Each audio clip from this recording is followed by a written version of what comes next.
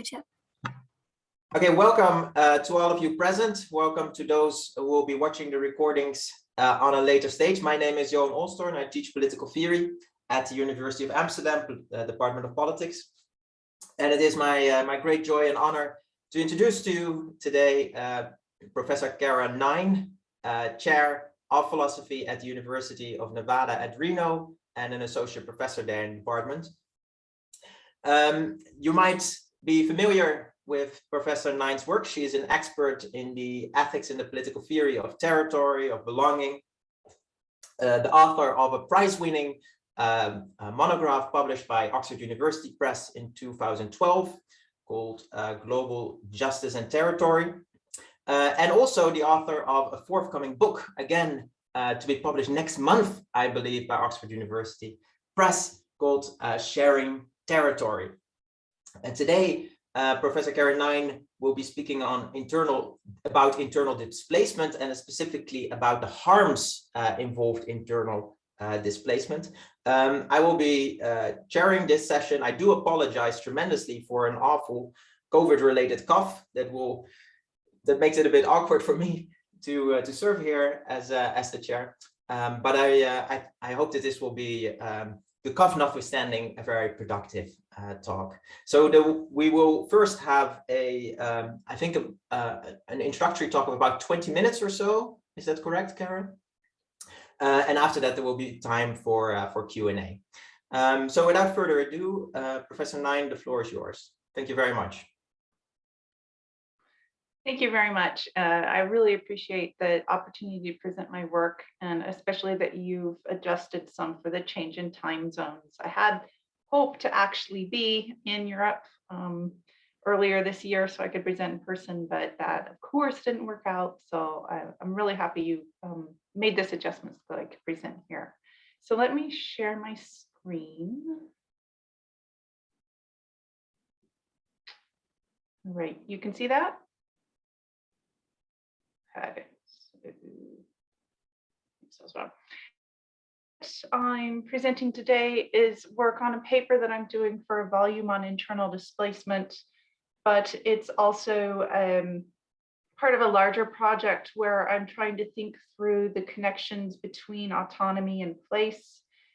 And so what this paper is doing is looking at one fairly well worked out and discussed theory about the importance of settled social cultures and their impact on the preconditions for autonomy, and that gets talked about in terms of place because settled social cultures usually are located in particular places.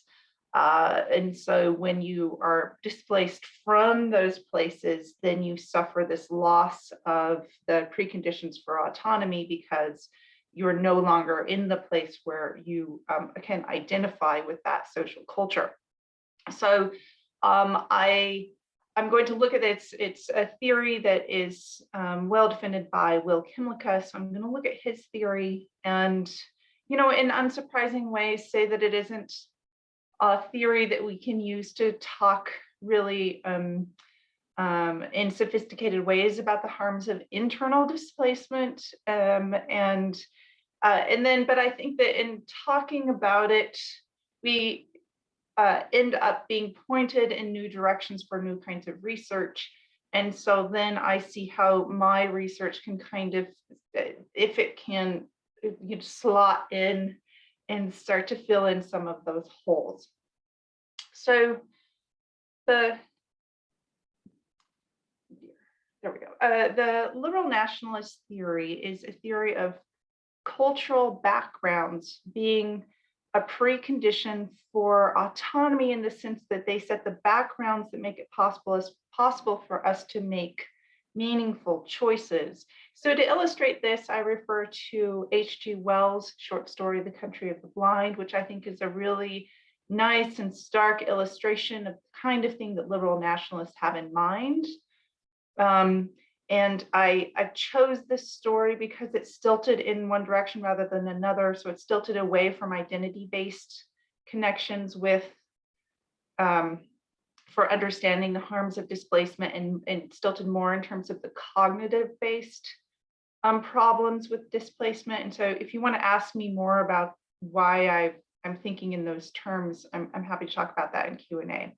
So the story of the Country of the Blind is a story of a mountain guide, Nunez, who happens in South America. He's leading an expedition in the Andes, falls from a very high cliff, and because it's in high elevation, there's lots of snow. He survives, wanders into a remote community hidden from the world for 14 generations. And the thing about this community is early on in their settlement, they had a disease that removed their sight for that generation and every subsequent generation. So this community developed a way of life around not being able to see. They constructed structures, curved pathways, and tools to serve their community needs for farming, herding, and social life. They replaced the concept of sight with other imaginations. So they didn't even have the concept of sight. And imaginations is the word that Wells used, based on their other senses. Their buildings had no windows. They slept in the day, worked in the night. Most of their activities are performed in the dark. So Nunez comes in thinking that he's going to become the king of these people, be able to teach them the ways, the better ways of sighted living. But because he's often looking around, he sometimes stumbles, and the people think that he's not fully formed, and this is a sign of idiocy. He never really figures out how to live in this new world. And so at the end of the story, they propose to cure him of his idiocy by removing his eyes, which they see as tumors, blocking his development. And although Nunez agrees to the procedure at first, because he does finally figure out that he needs to fit in rather than trying to rule these people, he ends up just fleeing, right, at the end. So Nunez's struggle to adapt to life in the country of the blind is a stark example of what liberal nationalists call a loss of cultural background.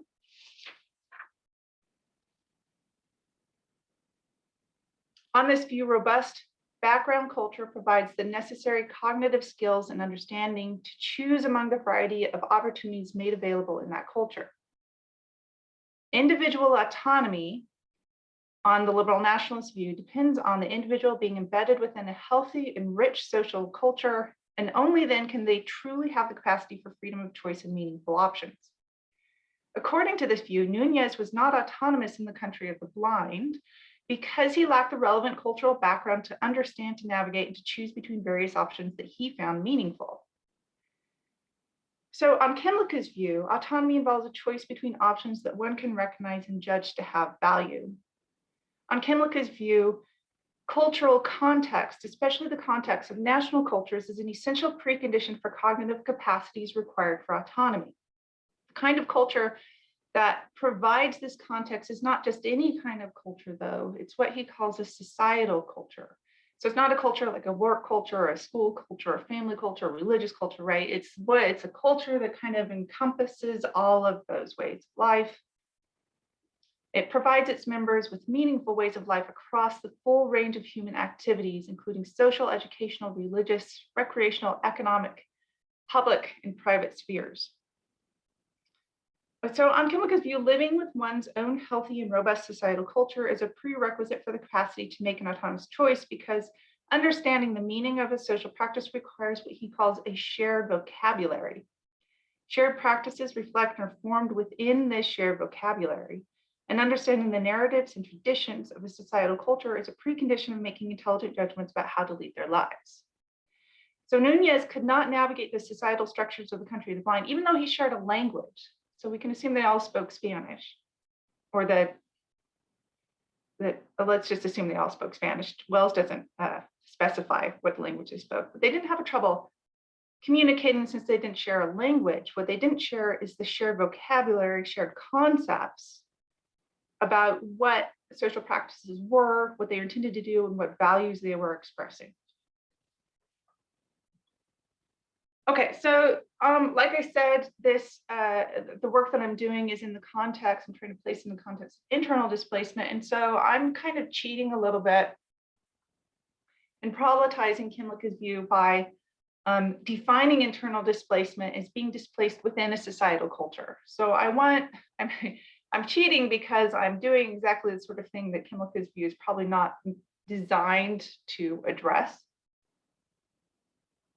But I mean, I think that's okay, right? I'm thinking of internal displacement as a displacement of a person from one location to another, where both locations lie within the area imbued with social institutions to reflect that person's societal culture.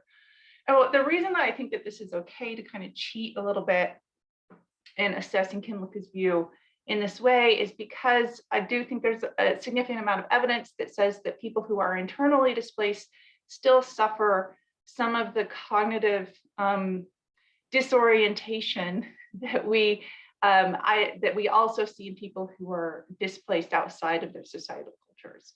So they are disoriented, they don't know how they fit in the new place where they find themselves, they don't know how to access different kinds of opportunities, they don't know how to navigate the new social world they're in, they don't see their ways of taking care of themselves or their children in this new role, in this new context, in this new place, even though they're still within the same societal culture.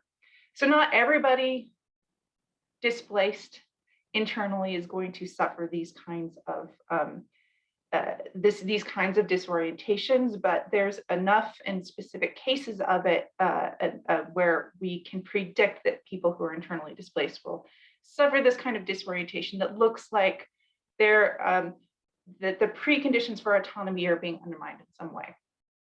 So when I'm thinking of internal displacement, I'm thinking of these kinds of cases where there's massive migration, where people are fleeing conflict or environmental disasters that leads to development of camps that look something like this. I'm sure you're probably familiar with pictures, unfortunate pictures like this.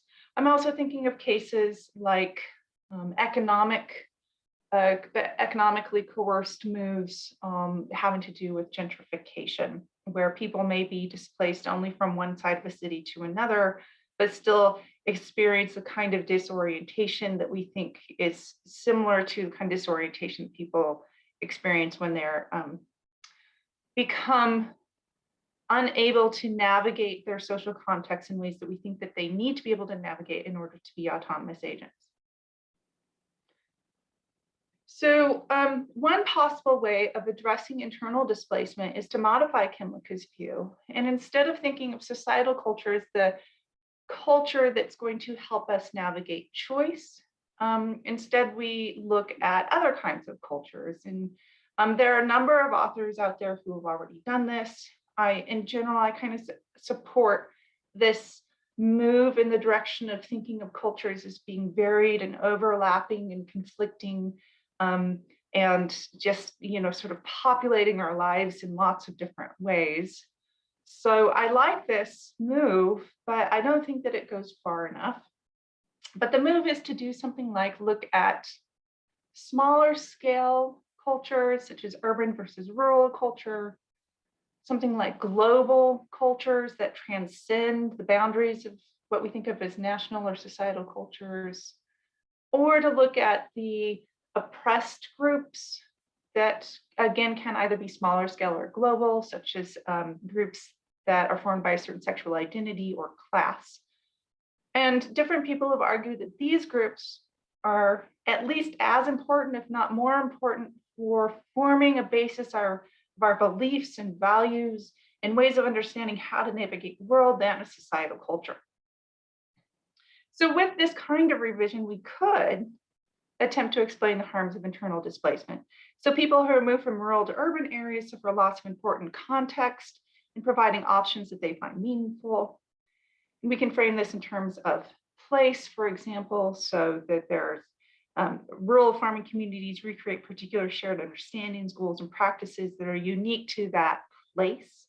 And so when they're moved out of that place and they experience this kind of lack of context where they find it difficult to identify and make choices.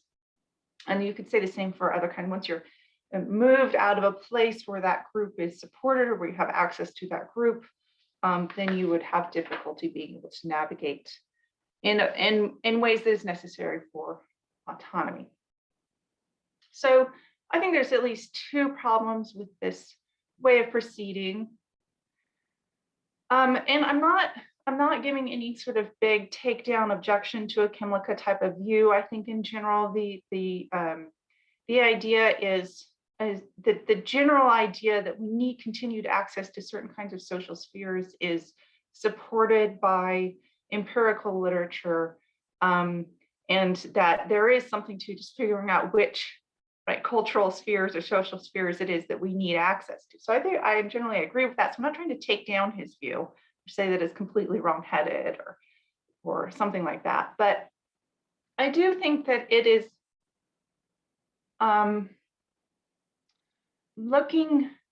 it can be supplemented, put it that way, put it in a generous way. I think that it should be supplemented by looking at other options for understanding what the social prerequisites for autonomy are.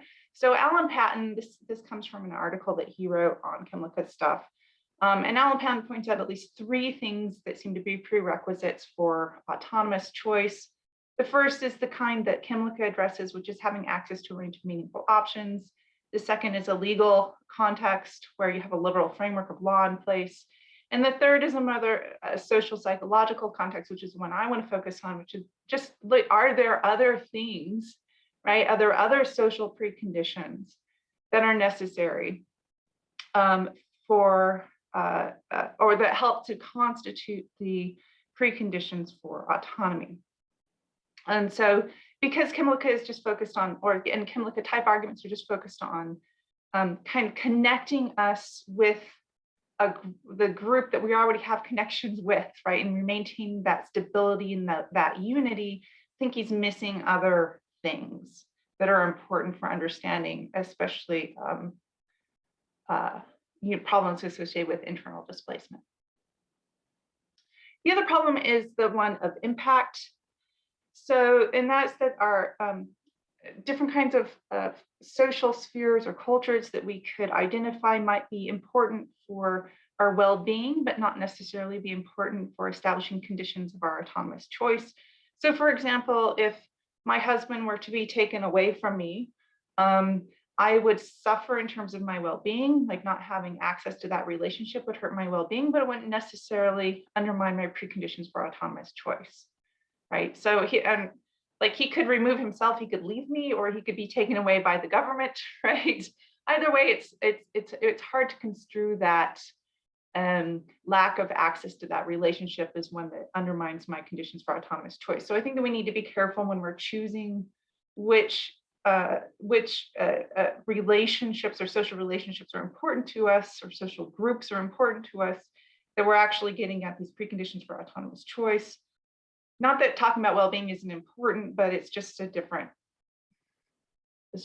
set of arguments, right? And so I think that these preconditions for autonomous choice are a precondition for having well-being, so they're more fundamental than well-being.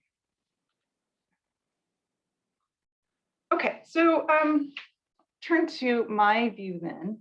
So along with the liberal nationalists, I believe that an agent is autonomous when they have the capacity to subject their motivations, actions, and principles to the kind of critical reflection.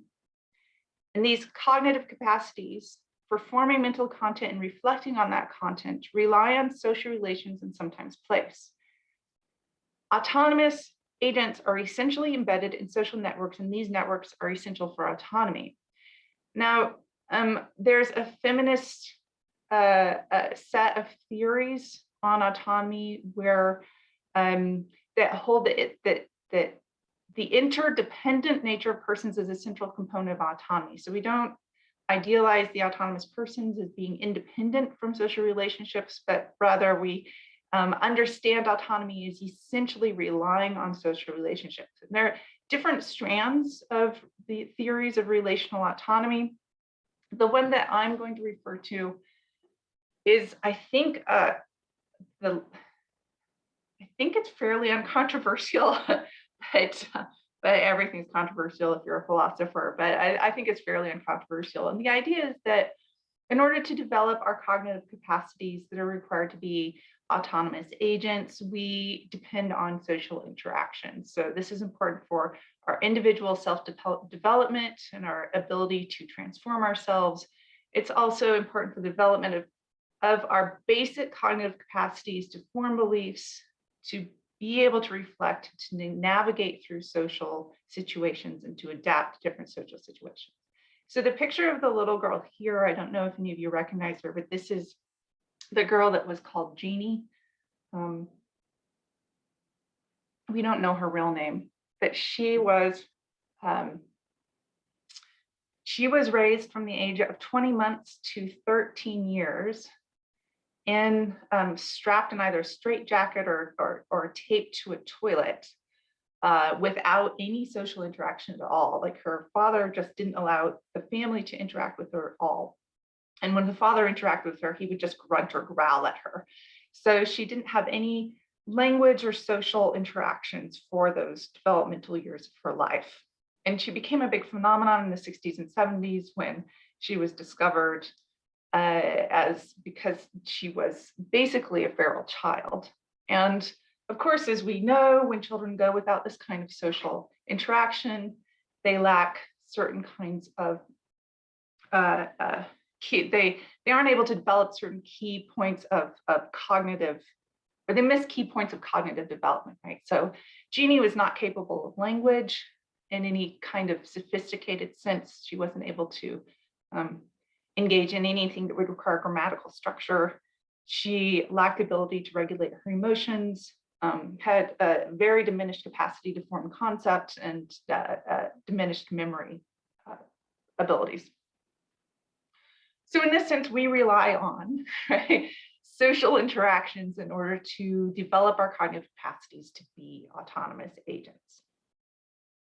Okay, so my theory is that we also have important skills, we also have important skills that we need to be autonomous agents, especially in contemporary societies that involve the skills of navigation and adaptation. And I think that these depend on social interactions. So, for example, growing up in a family, a child learns to recognize the obligation to follow the commands of a parent. And they learn to recognize the conditions of fair treatment of their siblings. And when the child leaves home and attends school, they undergo a parallel developmental process. At school, they learn to obey the teacher and to respect other students. Now, suppose that the family is a racist family, right? And so they teach they imbue racist ideals in the way that they conduct their family affairs, but the school is not. So the school is prioritizing respect for all persons. Navigating these divergent spheres provides the student with yet another developmental opportunity, and that is to recognize conflict, compare values, and design solutions. So most children engage in this kind of development along multiple dimensions in their life early on. They just have to learn how to navigate these different spheres differently. And you just tend to, you expect people to act differently in different contexts. You expect children to act differently with their friends than they do with their parents. You expect somebody to act differently with their boss than they do with their wife, right? So this development process is a crucial aspect of gaining important cognitive skills that allow us to realize autonomy. Most contemporary societies are populated with overlapping, conflicting relational social spheres. There's economic associations, family cultures, groups that form around pastimes, religious groups, and community projects that all have divergent practices, goals, values, and aims. And we have to navigate through and across these groups. Most of us navigate these conflicts well because we have been exposed to them our entire life, and we've developed pathways of compromise and conflict avoidance, or conflict facing, right, that work best for us. So you can imagine if you have to engage with an employer who doesn't recognize your religious practices or your religious holidays, then you have to figure out ways of navigating that conflict between your employer relationship and your employer, the culture of your workplace versus your religious commitments. By learning how to navigate multiple spheres, we develop capacities to recognize alternative normative and practical options to weigh values and reasons against each other. Our skills in navigation translate to our ability to adapt. When we have developed skills for learning how to navigate new contexts with new information, we have the limited ability to adapt to new contexts, building new understandings into our cognitive framework.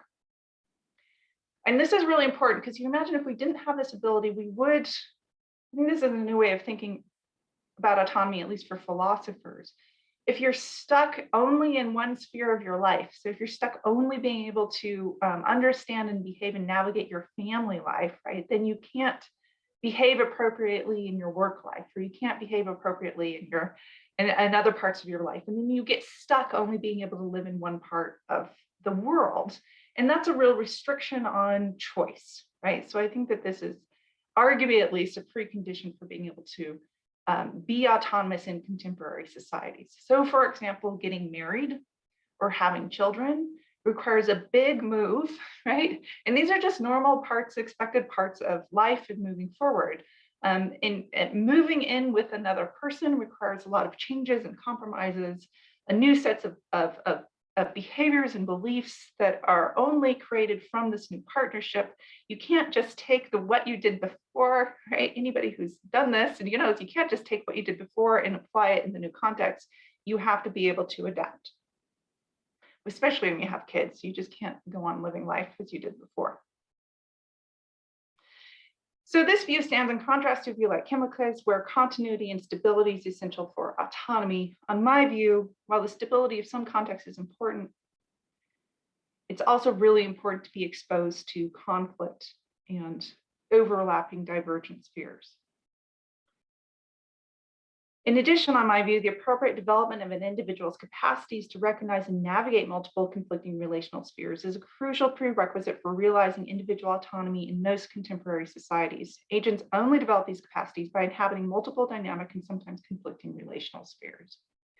So you can see my world, my ideal world of developing preconditions for autonomy looks different than this liberal nationalist world, which seems like prioritizes stability and homogeneity. My world is allowing for a lot more conflict, or demanding a lot more conflict and overlap.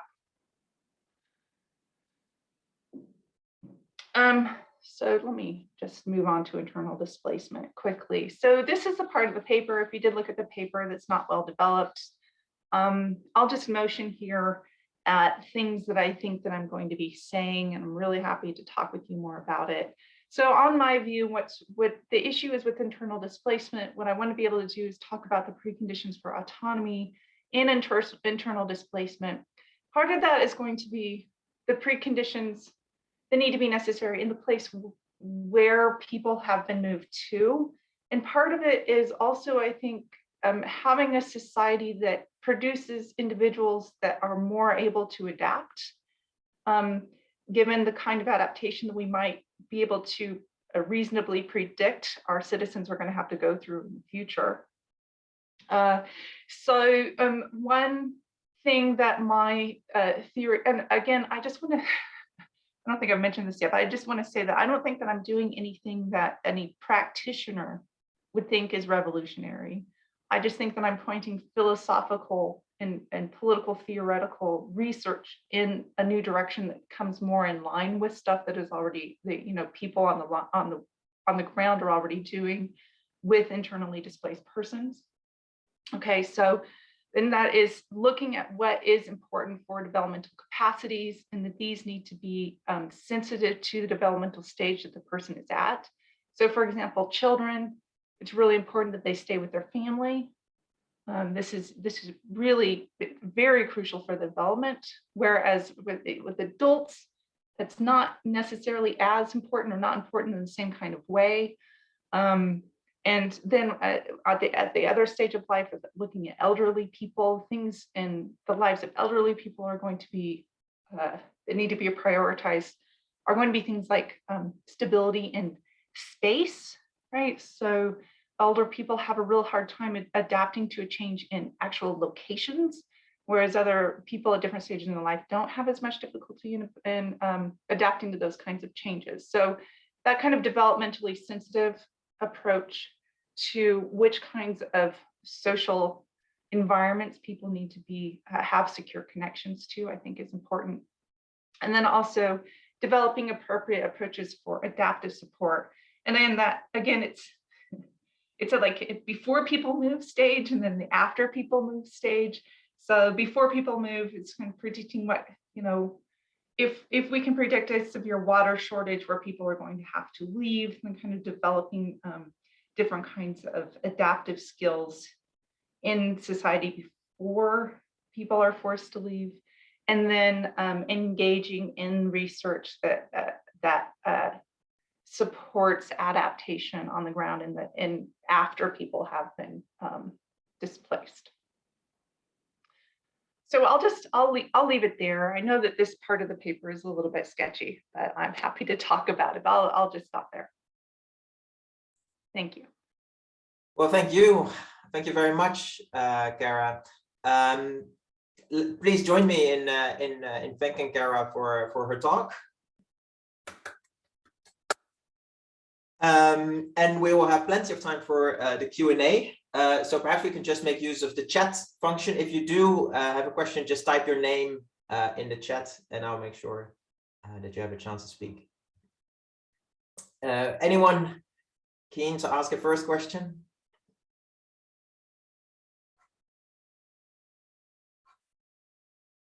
Well, people are assembling their thoughts. Or Saskia, would you be? Well, while people are getting their thoughts together, perhaps I can ask a first question, Cara, if you wouldn't mind. So I wonder whether you could say a little bit more as to what it is that the ultimate aim of the paper is. So because it seems to me that there's, rich as it is, there seems to be two lines of thought, or two ways in which you're pushing. First seems to be how I initially took it to be, that what you're trying to provide us is a more refined analysis of the harms involved in internal displacement, and to actually draw attention to the importance of a stable environment also for our capacity for us to be able to exercise our capacities for autonomy. And indeed, there were parts of the paper where you hinted at also at the empirical research that highlighted in the different forms of internal displacement what the harms involved are. But indeed, for a fuller account of those harms, it seems that the range of forms of displacement that you're attentive to, ranging from gentrification to people who are indeed internally displaced people in the refugee camps, the picture that showed suggests that there is quite a wide range of different harms that any such account would have to counter. So it seems perhaps that what you're really interested in is not to map us and to get us a fuller understanding of the idea of the harms involved in internal displacements, as much as using the case of internal displacement to show how stability of our surroundings, how it matters for the idea of autonomy. So perhaps you could say a little bit more as to whether it is really the preconditions of our autonomy, of relational autonomy that you're concerned with, or with mapping the idea of the harms involved in internal displacement, and what that would mean also for the empirical research that you're engaging with in your paper. Sorry for the long question, but I hope this was good. No, that's a really good question, and I think that you are you know exactly pointing to you know an issue with this paper, in that I'm still in the early days of drafting it, so it's I'm using internal displacement as the context which I'm bouncing these ideas off of, but I haven't yet solidified the way that I'm really engaging with the problem of internal displacement. So I think it's a very fair observation. I think ultimately what I'd like to do is, I'm probably gonna have to do this in a couple of different papers, but I think ultimately what I'd like to do is figure out if we can come up with some sort of reasonable range of what we think people in contemporary, you know, Western societies, a reasonable range of adaptation.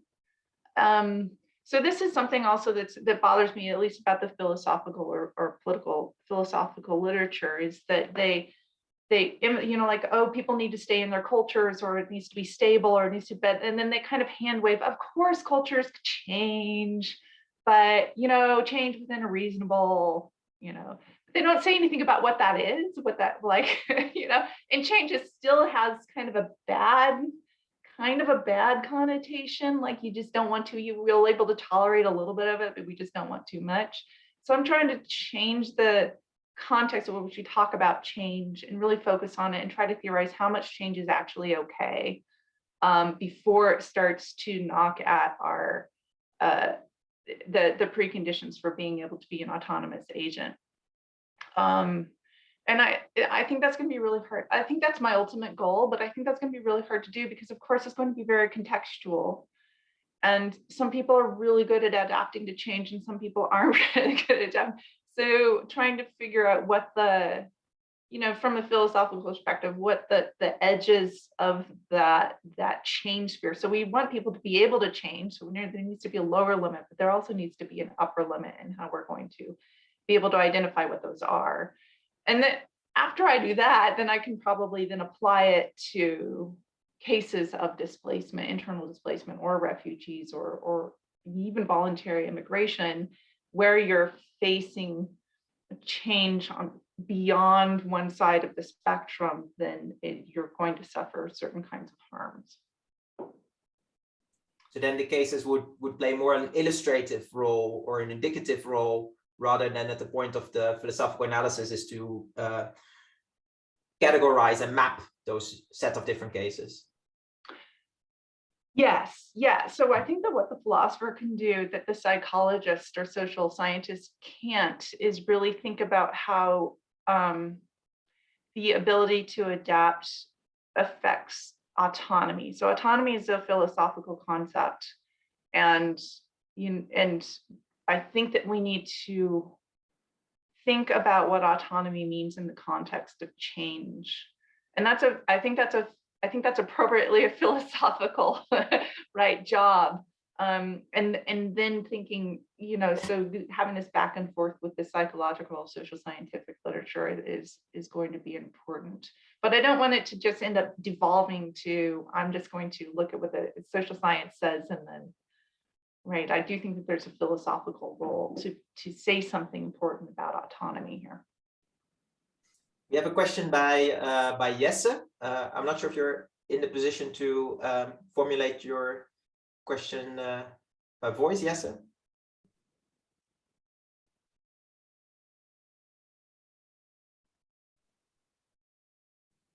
I can try. Can you hear me? Well, first of all, thank you very much for this lecture and the insight into how it looks like as a student to write an academic paper. So I guess my question, if I understood you properly, I guess my confusion is more do you mean that a general skill to navigate a particular conflict, or an overlap or cultural overlap, is what it requires for autonomous choice? Or do you mean that in general, to be in a situation of a cultural overlap or a conflict is what requires, grant someone autonomous choice? Because I would imagine it that in the first instance, again, we come back to a very KYMLICKA version where we need stability and we need a specific cultural overlap. Whereas in the second one, we would not, any displacement would be okay because we would always be in a situation of cultural overlap or conflict. So maybe there's some clarities on my part. So please an explanation. That's a really good question. I actually think that it's both. And I hadn't thought of it that way. So I think that's a really interesting way of thinking about it. So there's a stability, there's a sense in which, I was talking about, that range of change and conflict probably needs to happen within certain kinds of limits in order for us to have the tools to deal with it well. But I think that it has to be real conflict and real change, dealing with unexpected newness, right, is something that forces us to develop skills that are important for being able to navigate contemporary societies. So my sense, I think anyways, is that we are kind of constantly engaging in these kinds of or navigating between and through these kinds of overlapping spheres in ways kind of like it's just sort of, there's emergent phenomenon that is possibly predictable, but we don't know what is going to happen, right? So there's an unpredictableness to it too. And because if we could predict everything, if every element of our navigating these conflicting spheres was predictable and normal, then it kind of isn't a conflict anymore. It kind of isn't something that we have to deal with because we have this larger structure of dealing with it. So I do think there has to be something there that is new. Now I've been careful to say like in contemporary societies, because I do think that there's possibility of, I don't know if today, but certainly maybe looking back in history, you might be able to find societies that are so homogenous in the way that every aspect of their life is imbued with just one cultural, kind of element that I still want to say these people are probably, autonomous, but so autonomy is going to be contextual in a way. I'm not sure if I know how to deal with that quite yet, but in contemporary societies, I do think that there's the skill that we need in order to navigate contemporary societies and be able to exercise real choice. And then that means facing real newness, if that answers your question. But again, there's going to be scales of newness, right? And then we want it to be within certain limits. Yeah, that answers my question. Thank you very much. Like putting in like this idea of like the range of change, very much change. Yeah, helps me. Thank you very much. Thanks, Jesse. Can I? Yeah, thank you so much for this. It's a completely new perspective for me. So I'm a political scientist. I work on the politics of migration and citizenship, and I'm so used. I don't even know if we use the word of autonomy, but I'm so used to thinking about these processes in terms of the relation between a state and an individual and a community. And then the question of autonomy comes up only as and like I said, I don't think we use the concept of autonomy, but as a question of, it is the question of how much change, like that grade of change, but then it's how much change can a state impose, or how much. So it's such a completely different way of addressing the question. I don't really have I'm still working through it. It's not really a question. It's more of a maybe you just want to respond to my surprise or intriguedness at such a different way of asking the question. Do you end up with a question of the legitimacy of state intervention in these processes, or not necessarily? I mean, yeah, I could end up there, but obviously it's going to be a long way down the road. So I started out my philosophical career thinking very much in terms of states, because I've mostly written, both of my books, as Johan said, both my books are on territory. So I started out thinking about states. And I kind of slowly moved to thinking about the importance of other groups or other kinds of geographical or geographical features or place-based features of our lives, and how they're at least as important as these state shapes, right, in our lives. So that's, I guess that kind of explains where I'm coming from, especially from the philosophical perspective. A lot of the reasons why people would argue for the importance of states is this kind of has this in the world that I'm in, right, which is very much influenced by nationalism and culture, in order to ground arguments like an argument to a homeland or an argument to a Native American traditional territory. They're very much culturally based. And so once you get away from that kind of argument, like the Arendt kind of arguments for the importance of citizenship or state structures, and you move more into cultural structures, then the shape of place and the importance of place doesn't look as like this. The shape of states looks unfamiliar to this world with the shape of cultures, and so I'm getting into more of that. I'm getting to more of that way of thinking about things. I mean, I think I'll probably come full circle and start talking about states again. But yeah, so let me see, legitimacy. Yeah, so I think there's a straightforward way that I would get into talking about state legitimacy. If we think that legitimate state structures have to provide the preconditions for autonomous choice for the people that they have a duty of care towards, then they will have to pay attention to these kinds of things in their policy making.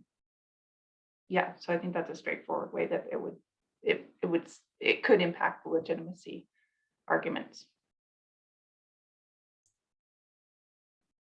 Anyone else?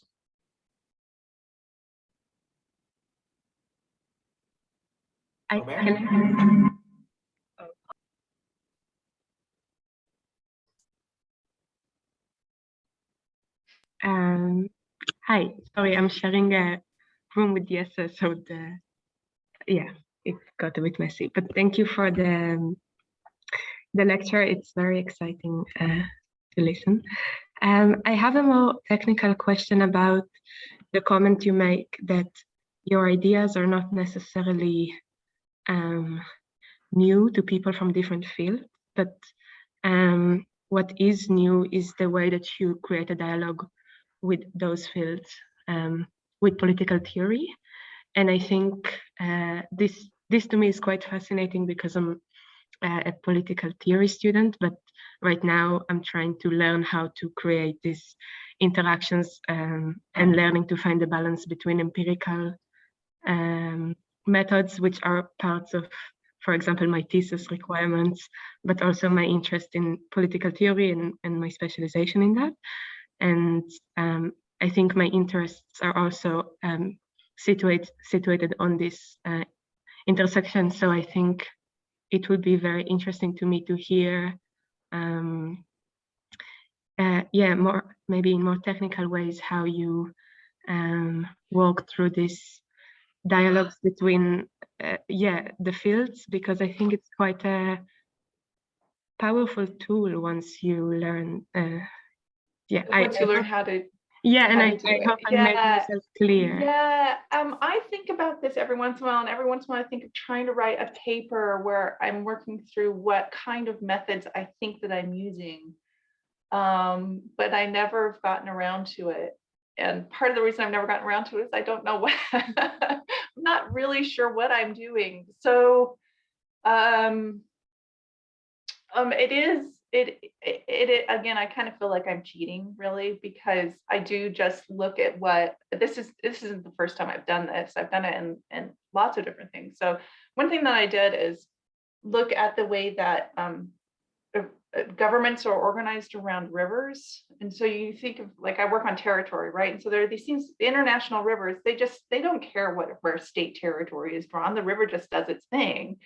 And this demands that government structures recognize that the river is just going to do its thing. Because what are you going to pretend like the water doesn't flow across the international borders? No, right? You can't. Water is too important. You can't pretend that it doesn't run across international borders. And so governments around international rivers are just different. They just respond to different ways of thinking about space and resources than governments that don't have to. I mean, governments in terms of, like, when you're talking about state or kind of lower level governments, than the governments that don't have to deal with that kind of overlap. And so I just looked at what those governments did, looked at the territorial rights literature and said, like, look, hey, if we adjust our way of thinking to this international rivers way of thinking about things, then it has these implications for theory. Like, you just can't assume that all of your resources are going to stay inside of your borders. So what happens if we get rid of that assumption? you know, and then all sorts of cool stuff starts to happen once you get rid of that assumption. So I think that I might, I don't know if that helps, but I think that it's a very fluid sort of process. I'm really curious. I like looking around at, if I'm interested in something, like I was interested in territory, and so rivers are part of territory. I got curious about rivers, started looking into rivers, and I'm like, whoa, this really is a different way of thinking about things than the way the philosophers have been thinking about it. What happens if we take this way of thinking about it and move it over here? And the same with what the stuff that I'm doing now, the way that social workers and social scientists are looking at the phenomenon of displacement is just very different than the way that liberal nationalists are thinking about it. And they're very focused on, helping people adapt. They don't try to assume that we'll be able to recreate their culture or give them appropriate recognition, or that citizenship is going to solve all their problems or anything like that. It's like, where are they going to find food? How are they going to be a parent in this new context? How, the very small details of what consumes our everyday life thinking, like, where am I going to find water?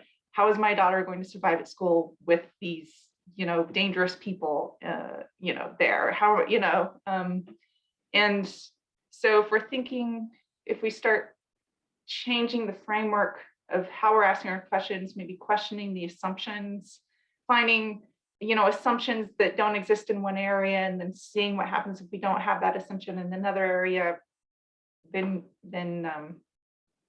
you can start to think about changing the conversation. Right? So that's a roundabout way of talking through the answer to that question. Thank you. I do think it's really important to have a really, really solid understanding of the theory and where the people who are writing the theory come from first. Because it's very hard to understand how a change to that can happen if you don't have a really good foundation in what the theory is saying. So, I mean, I think that I would take that as just giving you advice as the point of career that you're at, that don't get too excited about changing. First, I think that having that solid foundation, like a really, really solid foundation, and understanding where the theory is coming from the point of view where the people who are writing the theory is coming from, is essential. Otherwise, you're not going to really be able to make those connections. Yeah, thank you. That was very inspiring. Terrific. Thanks, Omer. Any last questions? I think we're almost done, almost running out of time. Well, please join me then in thanking Professor Nine for her talk and for the inspiring conversation we had. Thank you for having me. Yeah, I really appreciate the opportunity to work through this stuff, and I think it's great that you guys recognize how drafty this is and you still want to engage with it. It's really helpful for me to engage at this stage of the writing process. Well, terrific. Wonderful that we all learn from each other here in this seminar series. I'm not sure, Saskia, if there's other talks to advertise at this point before we come to a close. Oh, how wonderful of you to think of that. Only I come ill-prepared, not knowing, there's one next week on Tuesday. I think it's at 1, and it's Christina Zauber who's presenting her most recent book on how different regions, so subnational regions in Europe, deal with migrant minorities. Thank you, Johan, for thinking of that. Yeah. Okay. Well, terrific. Thanks to all of you present here today. Thanks to the people who might be watching the recordings after. We're drawing this to an end. The recordings, I suppose, Marie, you will be able to close them. And thanks again very much, Cara, for joining us at this early hour. Thank you. Amazing.